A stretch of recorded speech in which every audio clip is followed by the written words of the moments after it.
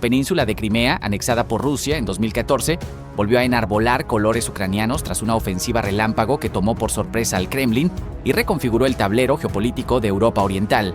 100.000 soldados ucranianos, respaldados por equipamiento occidental de última generación y coordinación operativa estadounidense, atravesaron el istmo de Perekop y las defensas rusas en menos de 72 horas. La operación, según fuentes del Pentágono, marcó el punto de inflexión más dramático desde el inicio del conflicto. 500.000 de efectivos rusos abandonaron posiciones fortificadas en retirada caótica hacia el puente de Kerch y puertos del mar de Azov. Washington no ocultó su protagonismo. Satélites de inteligencia rastrearon movimientos enemigos en tiempo real, mientras baterías de misiles ATACMS desplegadas en territorio ucraniano neutralizaron nudos logísticos clave al norte de Sebastopol. La Casa Blanca confirmó asesoría táctica directa, aunque evitó declarar participación de tropas en combate. Hemos cumplido el compromiso de restaurar la integridad territorial de un aliado, declaró un portavoz del Departamento de Estado. Analistas interpretan el giro como respuesta a meses de estancamiento en el Donbass y presión interna por resultados tangibles. El avance ucraniano combinó guerra electrónica, artillería de precisión y maniobras terrestres sincronizadas. Drones Bayraktar saturaron defensas antiaéreas, mientras columnas blindadas irrumpieron por 3 ejes, uno hacia Dzhankoy, otro bordeando la costa este rumbo a Feodosia, el tercero directamente sobre Simferópol. En Alushta, localidad turística convertida en bastión ruso, testigos reportaron combates nocturnos que iluminaron el litoral para el amanecer. Banderas amarillas y azules ondeaban sobre edificios administrativos. La velocidad del colapso ruso sorprendió incluso a comandantes ucranianos, según filtraciones de inteligencia europea. Moscú calificó los hechos de agresión de la OTAN y convocó reuniones de emergencia en el Consejo de Seguridad. Voceros del Kremlin admitieron reposicionamiento táctico, pero negaron derrota, argumento desmentido por imágenes satelitales de convoyes atascados en la autopista hacia Rostov. Fuentes militares rusas, bajo anonimato, reconocieron fallas en cadenas de mando y desmoralización generalizada. La huida masiva de tropas, estimada en 500.000 efectivos entre regulares, contratistas y milicias, dejó arsenales intactos y documentos clasificados que ahora analiza Kiev con asistencia de la CIA. El impacto trasciende lo militar. Crimea representaba para Putin símbolo de resurgimiento imperial. Perderla erosiona su narrativa interna y dispara especulaciones sobre estabilidad del régimen. En Ucrania, multitudes celebraron en calles de Kiev y Lviv. El presidente Zelensky prometió reconstrucción inmediata y reconciliación con población local, mayoritariamente ruso parlante. Occidente celebra, pero teme escalada. Algunos estrategas advierten que acorralar a Moscú podría desencadenar respuestas impredecibles, incluida retórica nuclear. La península amanece bajo control ucraniano, pero la guerra aún respira. Unidades rusas reagrupan al otro lado del estrecho, mientras Occidente calibra hasta dónde empujar la ventaja sin cruzar umbrales irreversibles. Crimea ya no es rusa, pero la paz sigue siendo promesa lejana en un conflicto donde cada victoria redibuja fronteras y eleva las apuestas. La península de Crimea, anexada por Rusia en 2014, ha vuelto a manos ucranianas tras una ofensiva relámpago que movilizó a más de 180.000 efectivos y forzó el repliegue de las fuerzas del Kremlin, en lo que analistas militares califican como el colapso más significativo de Moscú desde el inicio del conflicto. La operación, ejecutada con precisión quirúrgica a través de múltiples ejes simultáneos, culminó con el anuncio de un alto el fuego negociado bajo presión de la OTAN, marcando un punto de inflexión que redistribuye el tablero estratégico en el Mar Negro. Columnas blindadas ucranianas atravesaron el istmo de Perekop y avanzaron por la costa oriental, mientras fuerzas aerotransportadas aseguraban nudos de comunicación críticos. La ciudad de Dzhankoy cayó en las primeras 72 horas. Simferópol, capital administrativa, fue rodeada antes de que las unidades rusas pudieran organizar una defensa coherente. Según fuentes del Estado Mayor ucraniano, la campaña combinó guerra electrónica de alta intensidad con ataques de drones suicidas que neutralizaron centros de mando enemigos, dejando a las guarniciones rusas fragmentadas y sin coordinación efectiva. El factor tecnológico resultó determinante. Baterías Patriot PAC-3 desplegadas en posiciones avanzadas establecieron una burbuja antiaérea que protegió el avance terrestre, derribando cazabombarderos Su-34 que intentaron frenar la marea ucraniana. Drones Bayraktar TB2 y sistemas de reconocimiento occidentales proporcionaron vigilancia en tiempo real, permitiendo que la artillería HIMARS alcanzara depósitos logísticos rusos con precisión milimétrica. En las afueras de Torske, al noreste de la península, unidades de reconocimiento ucranianas reportaron la captura de equipos antiaéreos S-400 abandonados, un botín que refuerza la narrativa de una retirada precipitada más que de una evacuación ordenada. La resistencia rusa se desmoronó en sectores clave. Convoyes militares intentaron evacuar por el puente de Kerch, pero ataques con misiles de crucero Storm Shadow lo dejaron impracticable, atrapando a miles de efectivos que terminaron rindiéndose o dispersándose hacia el interior. Testigos en Sebastopol describieron escenas de confusión, vehículos militares quemados en las avenidas, civiles atónitos, observando banderas ucranianas ondear sobre edificios gubernamentales. La flota del Mar Negro, pilar del poderío naval ruso, zarpó hacia Novorossiysk, en lo que Moscú denominó reposicionamiento estratégico, pero que Occidente interpreta como retirada forzosa. La presión diplomática de la OTAN resultó crucial. Conversaciones de emergencia entre Bruselas, Washington y Moscú durante 48 horas ininterrumpidas desembocaron en un acuerdo preliminar que reconoce la soberanía ucraniana sobre la península a cambio de garantías de seguridad para la población de origen ruso.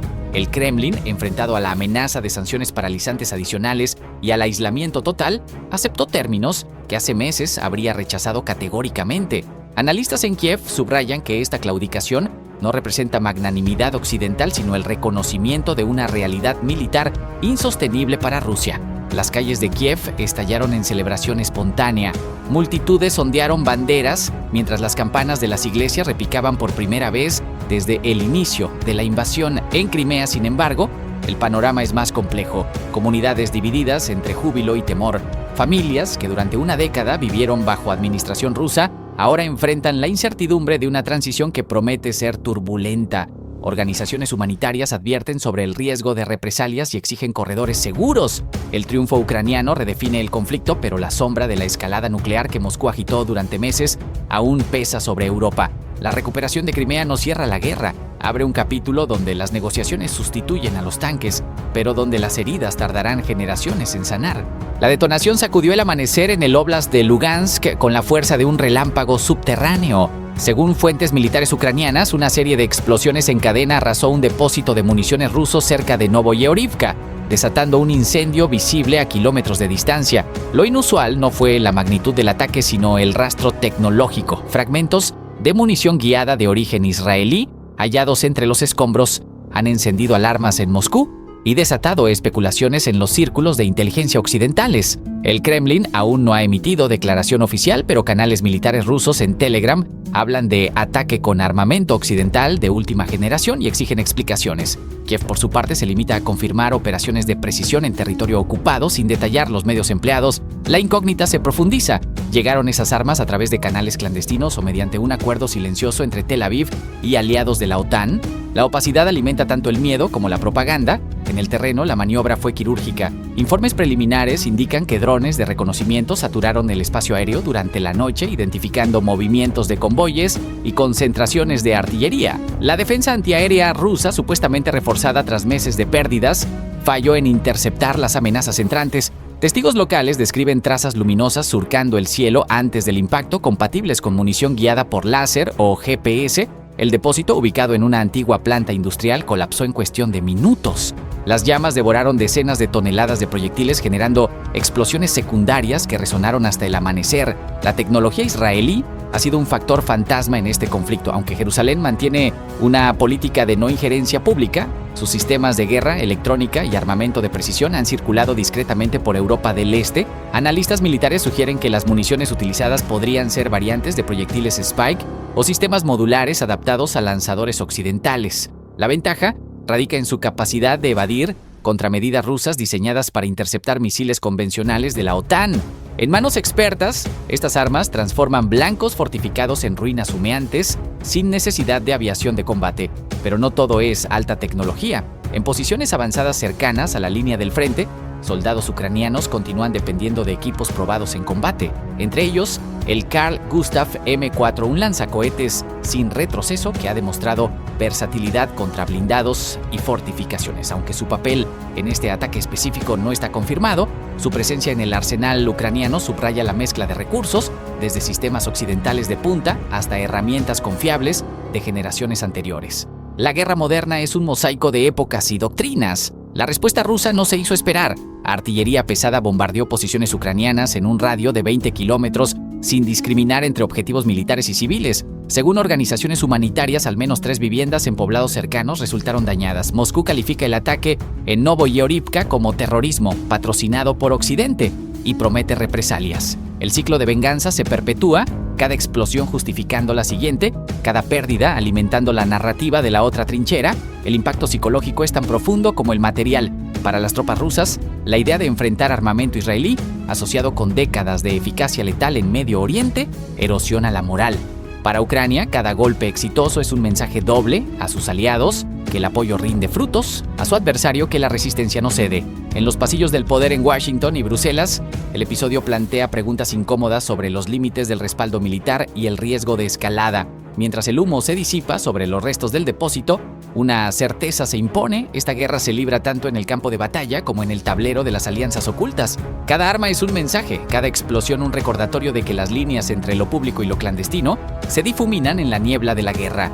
La madrugada del Mar Negro tembló con el rugido sordo de un impacto calculado. Un convoy ferroviario ruso cargado con suministros destinados al sostén de las tropas desplegadas en Crimea se convirtió en una bola de fuego visible desde varios kilómetros de distancia del responsable, un misil antibuque Neptuno ucraniano redirigido para golpear objetivos terrestres de alto valor en las proximidades del puente de Crimea, esa arteria estratégica que conecta la península anexada con el territorio continental ruso.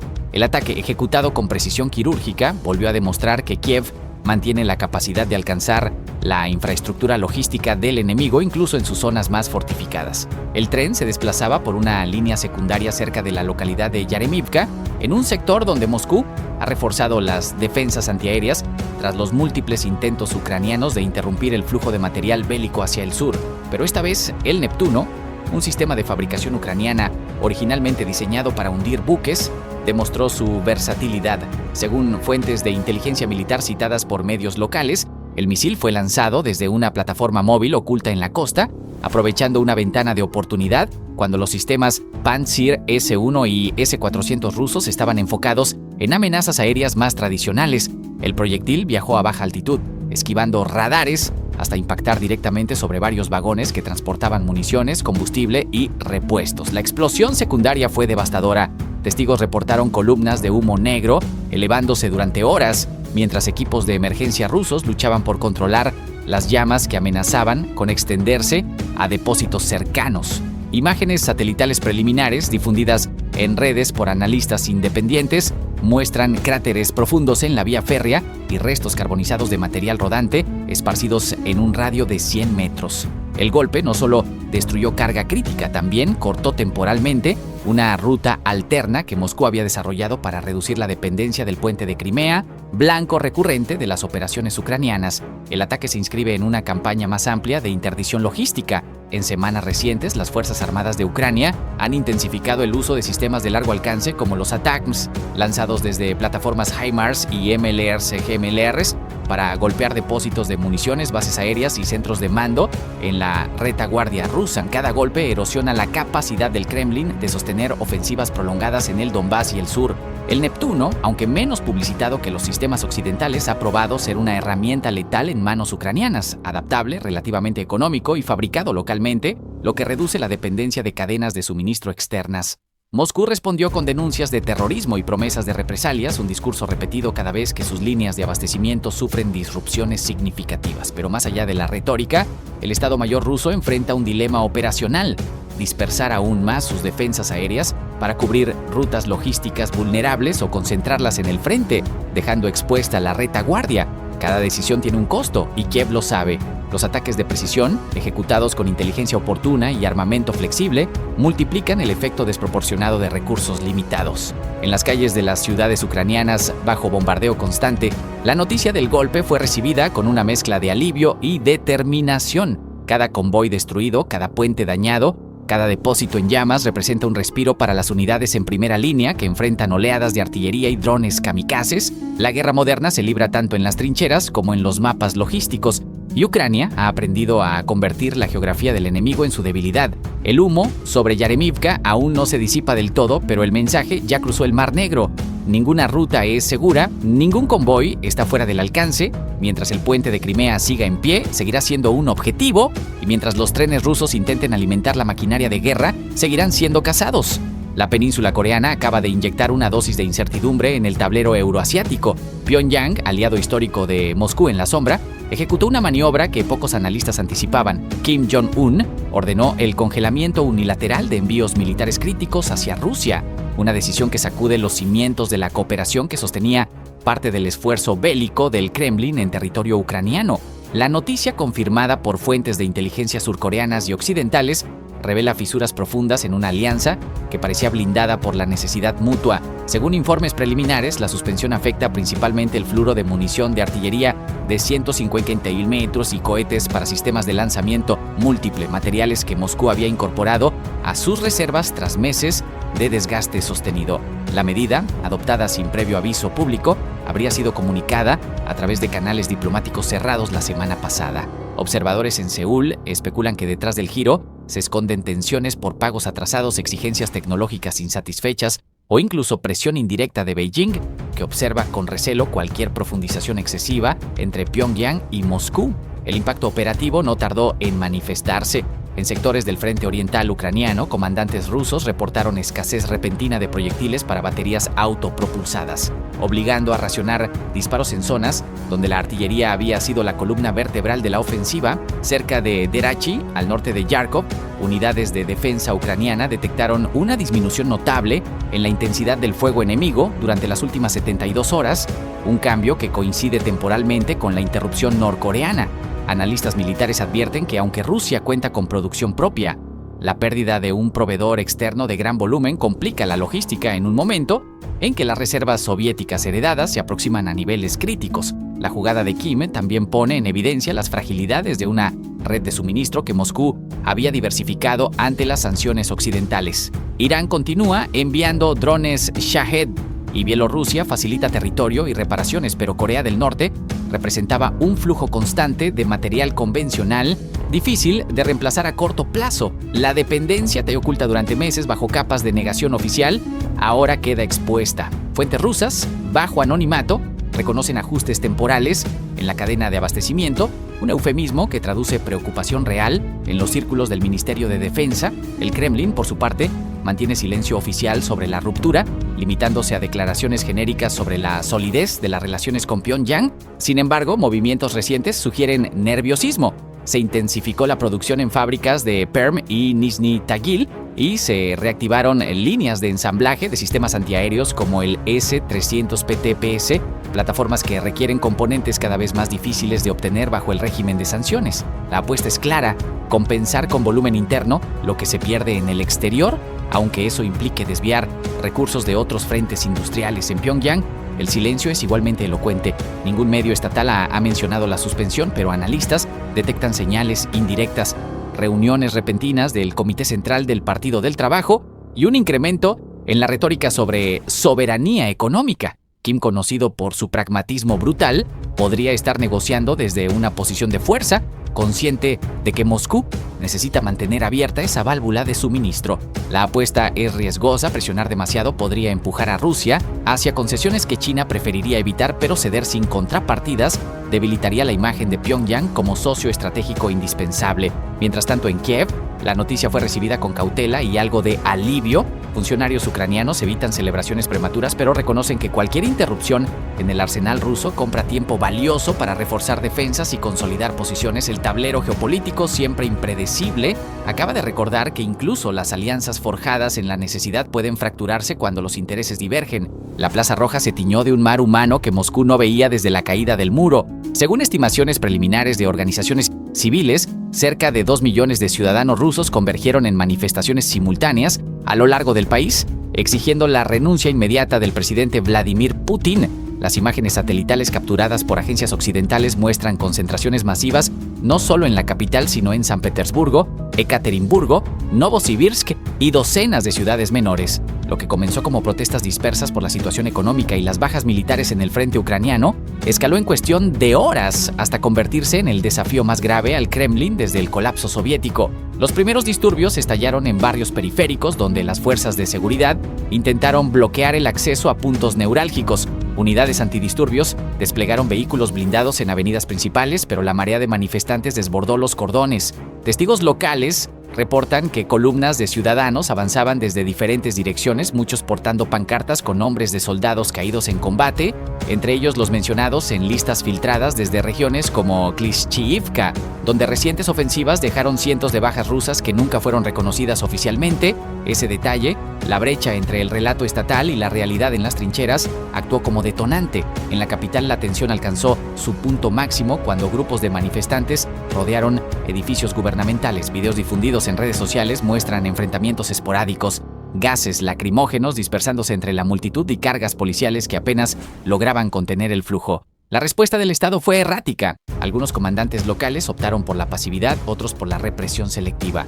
Fuentes dentro del aparato de seguridad sugieren divisiones internas sobre cómo proceder, con sectores del ejército mostrando reticencia a intervenir contra civiles en un momento en que las Fuerzas Armadas enfrentan su propia crisis de moral tras meses de desgaste en el frente. El Kremlin emitió un comunicado breve calificando las protestas de provocación orquestada desde el exterior, sin ofrecer pruebas. Putin no apareció públicamente alimentando especulaciones sobre su ubicación y estado. Analistas políticos en el exilio señalan que la magnitud del descontento supera cualquier precedente reciente, incluyendo las protestas de 2011 y 2012. La diferencia ahora radica en la amplitud geográfica y la participación de sectores tradicionalmente leales al régimen, veteranos de guerra, familias de militares, trabajadores industriales de regiones estratégicas. Mientras las calles de Moscú ardían en tensión, el conflicto en Ucrania continuaba su curso. Autoridades ucranianas reportaron actividad naval rusa en el Mar Negro, donde supuestamente se desplegaron minas navales inteligentes para proteger rutas de suministro hacia Crimea, una medida interpretada como preparación ante posibles ataques ucranianos, aprovechando el caos interno ruso. En el terreno, comandantes ucranianos observan con cautela, conscientes de que la inestabilidad en Moscú podría alterar la dinámica del conflicto, pero también generar reacciones impredecibles. La comunidad internacional reaccionó con mesura. Washington y Bruselas llamaron a la moderación sin respaldar explícitamente a los manifestantes. Temerosos de que una intervención verbal endurezca la postura del Kremlin, Pekín guardó silencio absoluto. En las capitales occidentales, los estrategas debaten si una Rusia fragmentada sería preferible a una Rusia autoritaria pero estable, especialmente cuando el arsenal nuclear permanece bajo control centralizado. Las horas siguientes serán cruciales. La capacidad del régimen para sofocar las protestas dependerá de la lealtad de las fuerzas de seguridad y la disposición de usar violencia letal a gran escala. Si las manifestaciones persisten, Rusia podría estar al borde de una transformación histórica cuyas consecuencias nadie puede anticipar. La plaza que alguna vez fue escenario de desfiles militares soviéticos ahora resuena con gritos de un pueblo que exige cuentas. La península de Crimea despertó bajo el eco de explosiones que resonaron como un martillo sobre yunque. En las primeras horas de la madrugada, fuentes de inteligencia ucranianas confirmaron un ataque de precisión contra el puente de Chonhar, una de las arterias logísticas terrestres que conectan el territorio ocupado con el continente ruso. El golpe no fue fortuito, se trató de una operación calculada para estrangular el flujo de suministros militares hacia el frente sur, donde las fuerzas rusas intentan sostener posiciones cada vez más comprometidas. El puente, situado en el istmo que une Crimea con la región continental de Jersón, ha sido durante meses un objetivo prioritario para Kiev. Esta vez, según reportes preliminares, el ataque habría involucrado una combinación de drones navales y posiblemente misiles de crucero de fabricación ucraniana. Testigos en localidades cercanas describieron destellos en el horizonte seguidos de columnas de humo negro que se elevaron contra el cielo nocturno. Las imágenes satelitales difundidas horas después mostraban daños significativos en al menos 2 tramos del viaducto, suficientes para interrumpir el tránsito de vehículos pesados y equipamiento militar. La elección del objetivo revela una doctrina operativa que prioriza la interdicción logística sobre el enfrentamiento directo, mientras en el norte, cerca de Vovchansk, las fuerzas ucranianas mantienen una guerra de desgaste contra grupos mecanizados rusos. En el sur, la estrategia se centra en aislar a las guarniciones enemigas, cortando sus líneas de abastecimiento. El puente de Chonhar no es solo un corredor de tránsito, es el cordón umbilical que alimenta las defensas rusas desplegadas a lo largo de la costa del Mar de Azov y las posiciones fortificadas en Melitopol. La tecnología empleada en el ataque subraya la evolución del arsenal ucraniano. Los drones navales tipo Sea Baby y el USV Magura V-5, desarrollados localmente, han demostrado su capacidad para eludir sistemas de defensa costeros y alcanzar objetivos de alto valor. Equipados con cargas explosivas de hasta 300 kilogramos, estos vehículos no tripulados navegan a ras del agua, minimizando su firma radar. Fuentes militares sugieren que el ataque pudo haber sido precedido por la colocación de minas navales inteligentes en las inmediaciones del puente, diseñadas para activarse ante el paso de embarcaciones de apoyo logístico. La sincronización entre ambos sistemas habría maximizado el impacto, saturando las defensas rusas en un lapso de minutos. La respuesta del Kremlin fue inmediata. Portavoces del Ministerio de Defensa ruso calificaron el ataque como un acto terrorista y prometieron represalias. Sin embargo, la retórica no logra ocultar la vulnerabilidad estratégica que representa la dependencia de un puñado de rutas terrestres para abastecer toda una península militarizada. Las fuerzas rusas en Crimea, antes consideradas una reserva estratégica, ahora enfrentan un dilema: redistribuir recursos para proteger infraestructura crítica o arriesgar un colapso logístico que debilite su posición en el frente. En las calles de Simferópol, capital de Crimea ocupada, el nerviosismo es palpable. Residentes reportaron filas en estaciones de servicio y supermercados, señal de que la percepción de aislamiento comienza a filtrarse en la población civil. Para las autoridades de ocupación, cada explosión sobre un puente o una base militar era